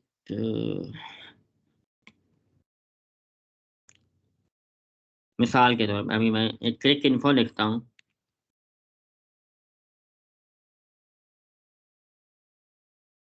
मैंने लिखा क्लिक इन्फो है, वो ओपन कौन-सा हुआ है? ESPN, ठीक है? हुँ, पहले थी इनकी वेबसाइट क्लिक इन्फो, ठीक है? इन्होंने चेंज किया अपना यूआरएल एड्रेस। अब वो पुराना जो उन्होंने वर्क किया हुआ था की मार्केटिंग हुई हुई है, इसकी रैंकिंग अच्छी हुई हुई है, तो पुराना वाला डाटा तो ज़ाया हो जाता अगर वो रिडायरेक्शन ना लगाते। अब हुँ, इन्होंने पुरानी वाली डोमेन के ऊपर रिडायरेक्शन लगा के न्यू वाली ESPN क्लिक इन्फो करके उन्होंने इसको रीडायरेक्ट कर दिया ताकि यानी कि अगर यूज़र हमारा कोई डाटा रैंक भी हुआ है सर्च इंजन के ऊपर, मुझे सर्च इंजन हुँ, के ऊपर क्लिक इन्फो नज़र आता है और मैं उस पे क्लिक करता हूँ, तो वो लॉस नहीं होगा वो यूज़र, वो डायरेक्टली आपकी वेबसाइट पे आ जाएगा। तो रीडायरेक्शन इसलिए सही, यूज़ की जाती है, ठीक है? या आपकी वेबसाइट का कोई ठीक है। पेज था लेट्स से आपने पहले पेज बनाया सर्विसेज़ के नाम सर्विसेज़ एस डाल दिया मतलब हुँ, सिंगल एस के अलावा, ठीक है? सर्विस लिख दिया, तो आपने हुँ, सर्विसेज़ लिखना था। तो अब आप हुँ, जब पहले वाला पेज खत्म करके इसको एडिट करोगे ना यूआरएल को, सर्विस करोगे, एस हुँ, करोगे, तो पुराने वाला जो लिंक था वो ब्रेक हो जाएगा, ठीक है? हुँ, जब वो ब्रेक हो जाएगा तो माइट बी वो रैंक हुआ हो आपका पेज। तो आपने क्या हुँ, करना है कि हुँ, सर्विस वाले पेज के ऊपर डेवलपर को कहना है कि 301 लगा दे और वो रीडायरेक्ट हो हुँ, नए वाले पेज के ऊपर, ठीक है? तो वो हुँ, उसको हम बोलते हैं 301 और जो टेम्परेरी ठीक है। होता है, जो टेम्परेरी हम ट्रैफ़िक को शिफ्ट करते हैं, मीन्स कि अगर आपकी वेबसाइट पे कोई यूज़र आता है और लिखा आ रहा होता है वेबसाइट अंडर मेंटेनेंस, वो हम हुँ, एक पेज लोड करवा देते हैं रीडायरेक्ट करवा के। वेबसाइट तो चल नहीं रही, तो यूज़र हुँ, आपका कहीं भाग ना जाए या कहीं उसको लगे कि शायद मैंने गलत यूआरएल वेबसाइट का खोल लिया, उसको मैसेज चला जाए वेबसाइट अभी मेंटेनेंस में है नीचे पूरी डिटेल लिखी आ रही होती है, फ़ोन नंबर लिखा आ रहा होता है कि अगर उसको कोई सर्विस चाहिए तो वो हमें कॉल भी कर सकता है। यानी कि जो ऑनलाइन आपका विज़िटर है वो मतलब ओके, ज़ाया ना हो जो आ रहा है, ठीक है? जब वेबसाइट ओके, ओके हो जाती है तो वो फिर 302 हम हटा देते हैं तो क्योंकि वो परमानेंट नहीं होता, वो टेम्परेरी होता है, ठीक है? 301 परमानेंट होती है, 302 हुँ, टेम्परेरी होती है, ठीक है? ओके, इसी इसी तरह 500 जो होता है 500 जब आप वेबसाइट ओपन करते हो तो सम टाइम वो लिखा आ जाता है वेबसाइट ओपन नहीं होती 500 एरर एरर लिखा आ रहा होता है। डेटाबेस एरर, हुँ, 500 एरर वो बेसिकली मसला ये होता है कि हुँ, वेबसाइट है ना उसका सर्वर का मसला होता है, ठीक है? सर्वर भी अलग ओके, चीज़ है। मैं आपको समझाता हूँ सर्वर अब इधर लिखा हुआ है अब आपके माइंड में क्यूरी आएगी कि क्या चीज़ है पता नहीं। सर्वर बेसिकली मिसाल के तौर पे वेबसाइट या ये आपका एड्रेस होता है और सर्वर वो जगह होता है जिस पे आपकी वेबसाइट रन हो रही होती है, जिस पे आपका सारा डाटा होता है, ठीक है? जैसे हुँ, मोबाइल है हुँ, ना, मोबाइल के अंदर सिम जो है ना वो आपका वेबसाइट है और जो मोबाइल हुँ, है, जो मैनेज कर रहा है, जो सारे डाटे को मैनेज कर रहा है, प्रोसीड कर रहा है वो सर्वर है, हुँ, ठीक है? हुँ, ये चीज़ ओके, क्लियर होगी? यस, इसके अलावा एसएसएल, एसएसएल क्या होता है? एसएसएल का मतलब है सिक्योरिटी सॉकेट लेयर। ये 2018 के बाद मस्ट होना चाहिए, मतलब उससे पहले नहीं होता था, उससे पहले एचटीटीपी होता था, एचटीटीपीएस हर वेबसाइट पे नहीं होता था। तो बेसिकली ये यूज़र को सिक्योर करने के लिए कि वो अगर आपकी वेबसाइट यूज़ कर रहा है, तो आपकी वेबसाइट से मालवेयर वगैरह या कोई वायरस वगैरह आपकी डिवाइस के अंदर मत आए। ठीक है? तो ये अब जो नई अपडेट आई थी 2018 में गूगल की, उसने जो है ना मस्ट इसको मैंडेटरी करार दिया था कि ये लाज़मी होना चाहिए। ये रैंकिंग फैक्टर है। अगर ये आपका नहीं होगा तो आपकी रैंकिंग अच्छी नहीं होगी। ठीक है? एसएसएल ये है, ये जो आ रहा है ना वेबसाइट, ये देखें इसके शुरू में भी एचटीटीपीएस आ रहा है, यानी कि ये सिक्योर है। आप इस वेबसाइट को विदाउट एनी हेजिटेशन यूज़ कर सकते हैं। कोई मालवेयर इस वेबसाइट से आपकी जो है ना सिस्टम में, आपके मोबाइल में, व्हाटएवर आपके लैपटॉप या डेस्कटॉप पे नहीं आ सकता, क्योंकि ये वेबसाइट सिक्योर है और इसका कनेक्शन जो आपके ब्राउज़र के साथ है वो सिक्योर है। ठीक है? तो ये लाज़मी था। पहले आपने देखा होगा एचटीटीपी के साथ, सिंपल एचटीटीपी के साथ होती थी शायद। तो अब आप जो भी वेबसाइट देखेंगे उसके साथ एचटीटीपीएस है, क्योंकि अब मैंडेटरी है कि वो लाज़मी होना चाहिए, कंपल्सरी है, ठीक है? नेक्स्ट टॉपिक है कंटेंट का। कंटेंट में आपने ये जो लास्ट टॉपिक है हमारा कंटेंट है, इसमें एक हम टर्म यूज़ करते हैं, 8 की टर्म यूज़ करते हैं। इसका मतलब है एक्सपर्टाइज़, अथॉरिटेटिव, ट्रस्टवर्थी। कंटेंट की कैरेक्टरिस्टिक ये होनी चाहिए। गूगल या कोई भी सर्च इंजन कहता है कि कंटेंट जो आप लिखोगे वो एक्सपर्टाइज़ होना चाहिए, अथॉरिटेटिव होना चाहिए, यानी कि जो अथॉरिटेटिव कैसे बनाया जाता है अपने कंटेंट को? With the help of reference, solid reference जो अवेलेबल है उसकी मदद से आप अपने आर्टिकल को अथॉरिटेटिव बनाते हो, ट्रस्टवर्थी। ठीक है? ये सारी इन्फॉर्मेशन आपकी जो है वो ट्रस्टवर्थी हो। और दूसरा मैंने आपको बताया था content is a king. SEO में एक मतलब आप कह लें कि कहा जाता है कि मार्केटिंग, डिजिटल मार्केटिंग में कहा जाता है content is a king. Everything on जो है ना रिलाय करती है, डिपेंड करती है कंटेंट के ऊपर। कंटेंट की जो कैरेक्टरिस्टिक हैं, जो सर्च इंजन कहता है, यूनिक कंटेंट होना चाहिए, नो प्लेजरिज्म, एंगेजिंग, इन्फॉर्मेटिव, ये एलिमेंट्स होने चाहिए। अब आपने एक कंटेंट लिखा और उसके अंदर प्लेजरिज्म है, तो गूगल का जो एल्गोरिदम है वो कहता है प्लेजरिज्म अलाउ नहीं है। अगर आपकी वेबसाइट पे कॉपी कंटेंट है, यानी कि आपने किसी और अपने कंपैटिटर की वेबसाइट से कंटेंट लिया और अपनी वेबसाइट पे लगा दिया, तो गूगल उसको पनिश करेगा, उसको डाउनग्रेड करेगा, और अगर आपने ज़्यादा वैल्यू में कंटेंट यूज़ किया तो माइट भी वो आपको बैन कर दें सर्चेज़ के ऊपर से, आप सर्चेज़ में शो ही नहीं होगे। तो इसको कौन-सा एल्गोरिदम डील करता है? पांडा, ठीक है? गूगल पांडा इसको डील करता है, और उसकी और भी अपडेट्स हैं, ठीक है? जैसे मेहरीन ने पूछा था कि ये 1.2, 1.3, तो ये ग्रेजुअली जो अपडेट्स आती हैं ना, नई अपडेट आएगी तो 1.3, 1.4 इस तरह से, 2.2 इस तरह से ना होगा, ठीक है? और ये अपडेट्स वगैरह और ये सारी चीज़ों पे आपकी नज़र होनी चाहिए, हर दूसरे दिन अपडेट आती है। अगर आप सारे पैरामीटर्स को फ़ॉलो कर रहे हो ना, तो आपको वरी होने की ज़रूरत नहीं है, क्योंकि गूगल या कोई भी सर्च इंजन जो अपडेट भेजता है, वो अपने जो भी प्रोसेस है उसको मोर एक्यूरेट करने के लिए कर रहे हैं, ठीक है? यानी कि जो एंड यूज़र है उस तक राइट इन्फॉर्मेशन पहुँचे। तो आप मेक श्योर करो कि आपकी हर चीज़ अप टू डेटेड हो और कोई भी नई अपडेट आए, उससे इफ़ेक्ट ना हो, ठीक है? प्लेजरिज़्म चेक करने के भी बहुत से टूल्स हैं, ठीक है?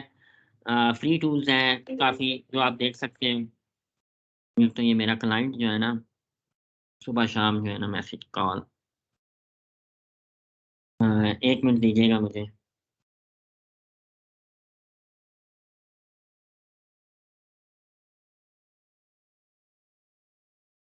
अस्सलाम वालेकुम, hello ma'am, I am on call, I let you know when I am available, okay?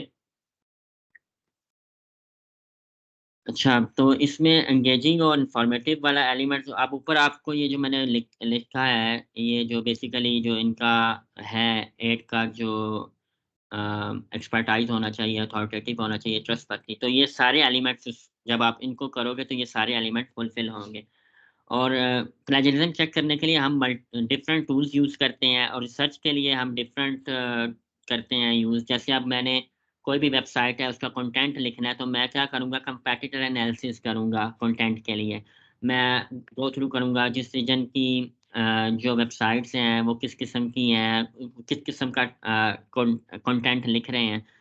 तो हमें जब जिस तरह मैं काम कर रहा हूँ ना, हमें हर कंट्री के हिसाब से ख़्याल रखना पड़ता है कि वहाँ के लोग किस तरह से सर्टेन चीज़ों को बोलते हैं और करते हैं, ठीक है? और वो किस तरह का, मतलब अब मैं न्यूज़ीलैंड के लिए अगर कोई कंटेंट लिख रहा हूँ, तो वो डिफरेंट होगा अगर मैं यूके के लोगों के लिए जो कंटेंट लिख रहा हूँगा, ठीक है? उनकी जो मेंटालिटी है और जो चीज़ें वो रीड करते हैं, तो ये सारा डाटा, ये चीज़ें हमें रिसर्च करनी है। वो कैसे करते हैं? पहला तो हमारा स्टेप ये होता है कि हम उस कंट्री की वेबसाइट्स को गो थ्रू करते हैं, जो हमारी निच से जिसकी भी हमने कंटेंट लिखना है, ठीक है? तो वो हम गो थ्रू करते हैं, ठीक है? उसके अलावा राइटिंग के टूल्स आपको मिल जाते हैं बहुत से। आप में से चैट जीपीटी कौन यूज़ करता है? आप में से किसी ने कभी यूज़ किया चैट जीपीटी? नो एक भाई। बार सुना है नाम आपने चैट जीपीटी? जी, हाँ जी, मैंने ये यस, सुना, यस। एक दो अमूमन बार ये यूज़ जो किया। हमारे यूनिवर्सिटीज़ के स्टूडेंट्स वगैरह हैं ना, ये बहुत यूज़ करते हैं। और ये कंटेंट भी आप इज़िली जो है, इसका भी पता चल जाता है कि ये एआई जनरेटेड कंटेंट है या ह्यूमन जनरेटेड कंटेंट है। तो सर्च इंजन प्रेफ़र करता है ह्यूमन जनरेटेड कंटेंट को। तो आप उससे हेल्प ले सकते हो अपना डाटा ऑर्गेनाइज़ करने के लिए, अपनी इन्फॉर्मेशन गैदर करने के लिए। तो हुँ। मैं इंशाल्लाह ताला उसको भी आपको दिखाऊँगा कि वो कैसे यूज़ होता है। हम लोग यूज़ करते हैं बहुत ज़्यादा उसको, चैट जीपीटी।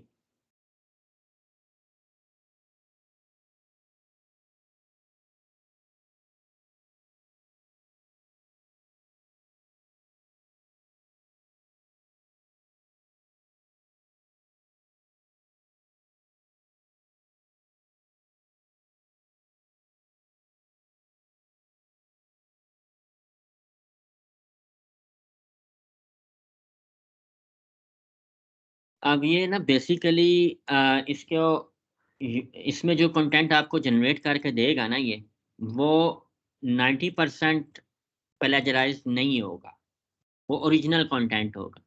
अब हुँ। होता क्या है कि यहाँ पे जो भी आपने पीस ऑफ कंटेंट जनरेट करना है, मोस्टली 95% एक्यूरेट, मतलब प्लेजराइज़ नहीं होता। वो आप यहाँ से इन्फॉर्मेशन गैदर करके अपने हिसाब से उसको मैनेज कर सकते हो। मिसाल के तौर पे अगर आप मुझे कोई कोई भी बंदा कोई टॉपिक बताए जिसको मैं यहाँ पे लिखूँगा, उसके बारे में इन्फॉर्मेशन दें।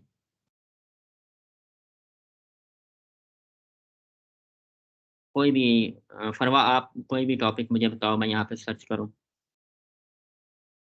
बरमूदा ट्रायंगल सर्च कर लें। ओए होए!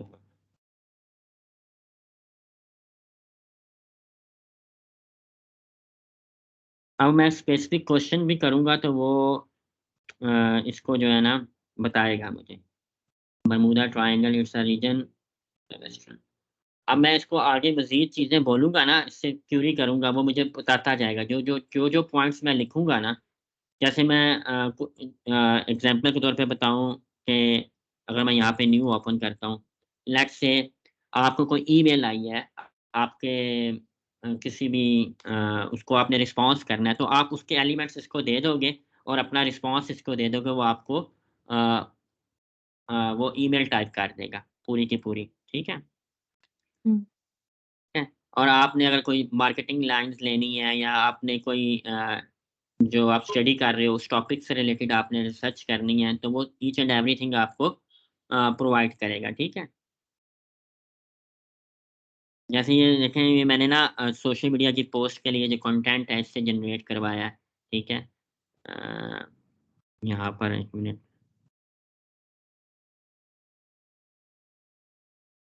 ये अब ये जो है ना कंटेंट जनरेट करवाया है इससे, जो हम एड्स में यूज़ कर रहे हैं, जो इमेज फॉर्म में। तो ये मुख्तलिफ इसको चीज़ें बोली जाती हैं, ये आपको करके देता है। फिर हैशटैग्स आपके कौन से यूज़ हो रहे हैं, वो आपको बता देगा। और मीन्स कि आप कुछ भी इससे पूछेंगे ना, ये आपको बताएगा। ये इन्फॉर्मेशन जो 2022 तक की जितनी भी इन्फॉर्मेशन इस टाइम, जितना भी रिसर्च वर्क हो चुका है इस टाइम, वो सब का सब इसके ऊपर अवेलेबल, और वो आपको ये रीराइट करके देता है, और मोस्ट प्रोबेबली 95% नो प्लेजराइज्ड होता है, ठीक है? यानी कि ओरिजिनल कंटेंट होता है, प्लेजराइज़ नहीं होता, ठीक है?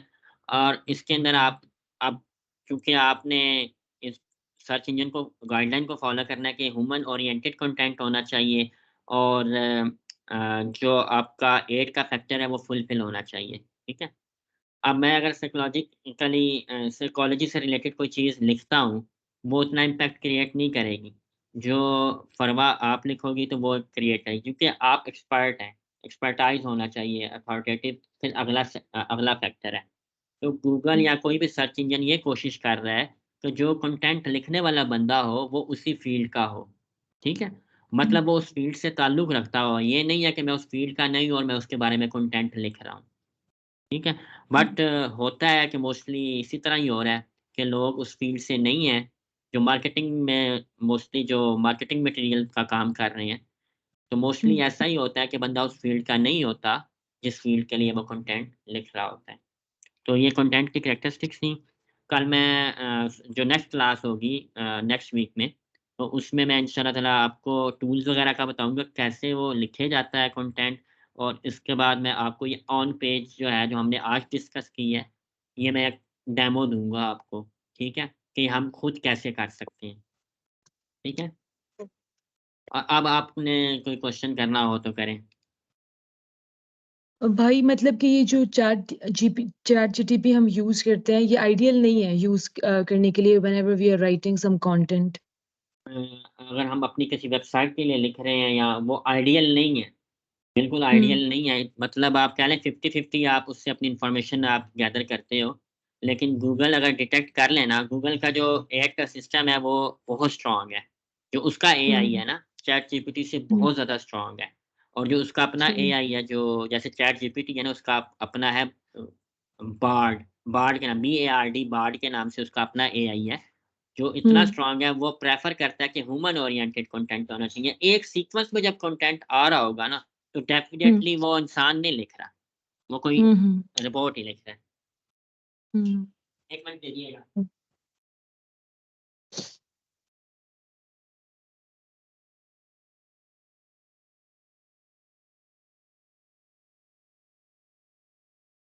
और अब और किसी का कोई क्वेश्चन?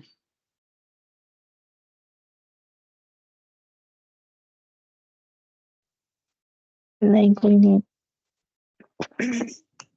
आज तैयबा आप ये बिल्कुल खामोश हैं।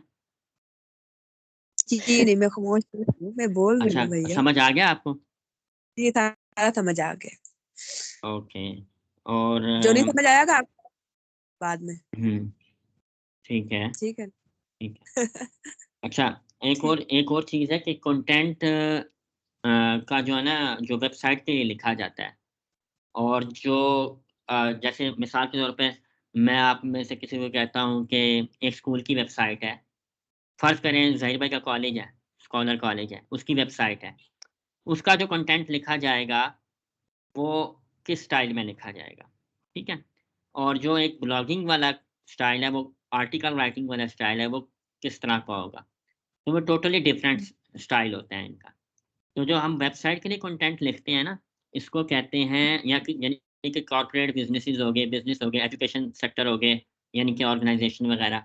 इनका जो कंटेंट होता है ना, वो लिखा जाता है न्यूज़ के स्टाइल में, ठीक है?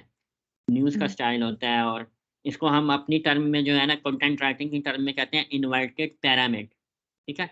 जो आर्टिकल राइटिंग होती है ना, इसमें पहले पूरी एक ना तमहीद बाँधी जाती है, और एट द एंड कंक्लूजन दी जाती है, ठीक है? जबकि हुँ, ये वाइस वर्सा है, ये इन्वर्टेड पिरामिड यानी कि इसका उलट है बिल्कुल, ठीक है? इसमें क्या होता है, हुँ, पहले पंचिंग लाइन होती है, देन आफ्टर दैट एक्सप्लेनेशन होती है। ये क्यों होता है वेबसाइट के लिए? ये इसलिए होता है कि जो यूज़र है ना, हम जो इंक्लूडिंग ऑल ऑफ यू, हम जब कोई चीज़ गूगल के ऊपर सर्च कर रहे हैं, या व्हाटएवर कोई भी सर्च इंजन हम यूज़ कर रहे हैं, तो हम क्या करते हैं, सर्च करते हुए सरसरी गुज़रते हैं। जो चीज़ हमें मिलती है वो हम सब स्टिक करते हैं, हेडिंग्स पढ़ते हैं, और बस हेडिंग में मिली है तो हम वहाँ स्टे करेंगे, रेदर देन दैट हम अगले रिज़ल्ट पे चले जाएँगे। 85% लोग स्कैनर हैं, इसको हम बोलते हैं स्कैनर। 85% लोग स्कैनर हैं। जब हमने कंटेंट लिखना है ना तो पंचिंग लाइन्स देनी है ताकि यूज़र ग्रैब हो, वो स्कैन करते हैं यानी कि जो स्कैनर्स हैं वो रुकें, ठीक है? और 15% यूज़र ऐसा है जो डिटेल में कंटेंट पढ़ता है, ठीक है? और हमने दोनों के लिए लिखना है। एक तो पंचिंग लाइन्स देनी है, बुलेट्स पॉइंट्स के साथ भी हमने देना है पंचिंग पॉइंट और बुलेट, और डिटेल भी देनी है। यानी कि हमने 100% यूज़र को टारगेट करना है, ठीक है? तो जो वेबसाइट का कंटेंट है वो न्यूज़ के स्टाइल में लिखा जाता है। जैसे मिसाल के तौर पर खबरें जब आप सुनते हो, कहते हैं जी अल्लाह ना करे ऐसा हो, कहते हैं धमाका हो गया फलाँ जगह, पेशावर में धमाका हो गया फॉर एग्ज़ाम्पल। तो डिटेल आपको बाद में बताते हैं कि खुदा ना ख़ास्ता इतने बंदे मरे, इतने ज़ख्मी हुए, ये हुआ, वो डिटेल बाद में होती है, पहले पंच लाइन है। तो इसी तरह जब वेबसाइट पे कोई यूज़र आपकी वेबसाइट पे आता है सर्टेन सर्विस के लिए, या मैंने मिसाल दी स्कूल की, कॉलेज की वेबसाइट हो, सर्टेन एडमिशन के लिए आता है, तो आपका अगर लेट्स से मैंने किसी चीज़ में एडमिशन लेना है और मैं आपकी वेबसाइट पे जाता हूँ, आपकी ऑर्गनाइज़ेशन की, और वहाँ पर वो एडमिशन मुझे मिला नहीं है। मतलब कि वो कोर्स आप लोग करवा रहे हो, नहीं करवा रहे हो, वहाँ पे वो चीज़ हो रही है, नहीं हो रही है, तो मैं नहीं आऊँगा। अगर वो मेरे सामने होगा, मुझे नज़र आ जाएगा, हाँ भाई, ये इंस्टीट्यूट जो है ना, ये स्पेसिफ़िक जो है ना डिग्री करवा रहा है, तो मैं यहाँ पर एडमिशन लेता हूँ, तो व्हाटएवर जो भी है। तो इस तरह से जो है ना, इन इन चीज़ों का ख़्याल रखना है कि वेबसाइट के लिए जो कंटेंट लिखना है, वो न्यूज़ के स्टाइल में लिखना है।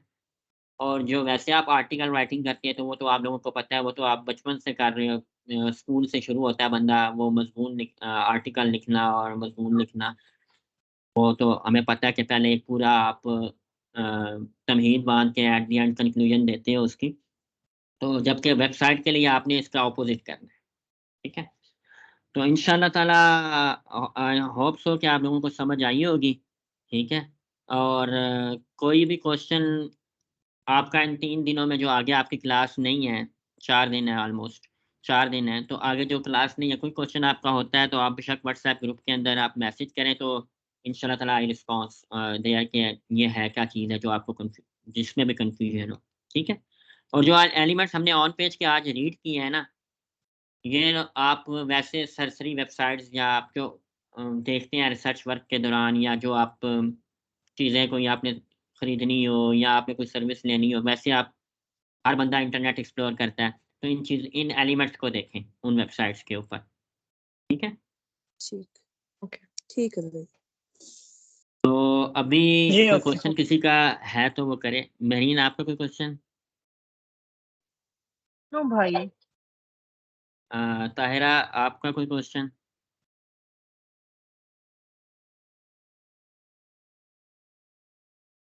मैन का माइक म्यूट है।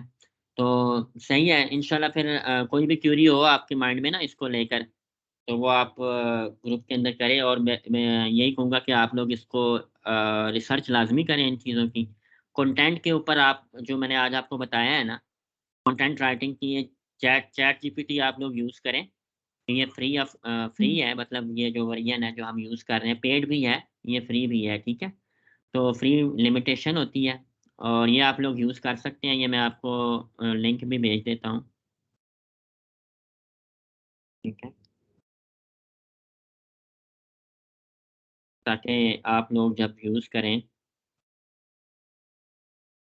और फिर आप कंटेंट को मज़ीद किस तरह बेहतर कर सकते हैं, क्या आपके ज़हन में आइडिया कंटेंट को लेकर, क्योंकि जैसे फ़रवा है, जिया है, तैयबा आपी, इन्होंने मुझे यही बताया था कि राइटिंग का इनको शौक है। तो आपकी रिक्वायरमेंट हर जगह होती है, मीन्स के चाहे वो कोई इंस्टीट्यूट है, ऑर्गेनाइज़ेशन है, व्हाटएवर कोई भी प्लेस है, वहाँ पर कंटेंट राइटर की बहुत ज़्यादा ज़रूरत होती है, ठीक है? तो ये बहुत मुश्किल फ़ील्ड है। तो इंशाल्लाह आई होप सो कि आप लोग इसको प्रैक्टिस करेंगे इन 4 डेज़ में, इनको गो थ्रू करेंगे जितनी भी चीज़ें की हैं, ताकि नेक्स्ट जो हमारा डेमो है वो आपको ईज़िली अंडरस्टैंड हो, डाइजेस्ट हो जाए आपको अच्छा। ईज़िली, ठीक है? इंशाल्लाह। चलें, सही है, इंशाल्लाह ताला फिर नेक्स्ट वीक आपसे दोबारा डिस्कशन होगी। तब तक आप प्रैक्टिस करते रहें, कोई क्वेरी हो ग्रुप में करें, ठीक है? ओके, अल्लाह ओके, हाफ़िज़। Thank you. अल्लाह हाफ़िज़। ओके, अल्लाह अल्लाह हाफिज़ हाफिज़। भाई। अल्लाह हाफ़िज़।